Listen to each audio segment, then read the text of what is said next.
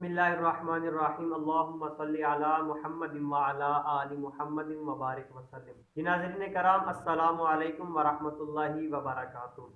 आज आपको एक ऐसा वजीफ़ा बताने जा रहा हूँ कि अगर आप उस पर खुलूस नीयत के साथ अमल करें तो इंशाअल्लाह आप उसमें कामयाब होंगे। देखा होगा आपने कि बहुत से अहबाब ऐसे हैं जो नौकरी के लिए या किसी इंटरव्यू के लिए जाते हैं तो वहाँ पर उनको नाकामी का सामना करना पड़ता है, या पेपर देने के लिए जाते हैं तो पेपर में नाकाम हो जाते हैं। अगर पेपर पास हो जाए तो इंटरव्यू के लिए जब जाते हैं तो वहाँ इंटरव्यू में वो पास नहीं होते।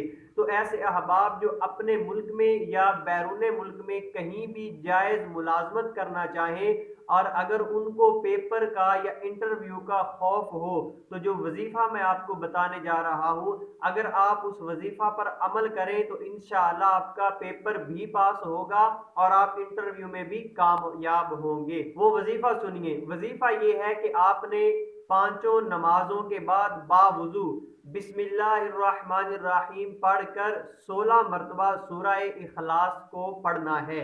बिस्मिल्लाहिर्रहमानिर्रहीम के साथ 16 मरतबा सूरह इखलास को पढ़ना है, और ये पढ़ने के बाद आपने रब ताला की बारगाह में खुलूस नीयत से दुआ करनी है कि खा अपना मुल्क हो या कोई बाहर का मुल्क हो, तो वहाँ जायज़ मुलाजमत के लिए आप दुआ करें।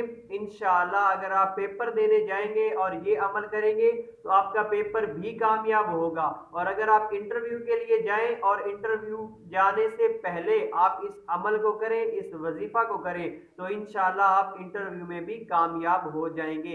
ये बात आपने ज़रूरी याद रखनी है कि सूरह इखलास को 16 मरतबा पढ़ना है और हर मरतबा पढ़ने से पहले बिस्मिल्लाह शरीफ भी पढ़नी है। अल्लाह रब्बुल इज्जत अमल करने की तौफीक अता फरमाए।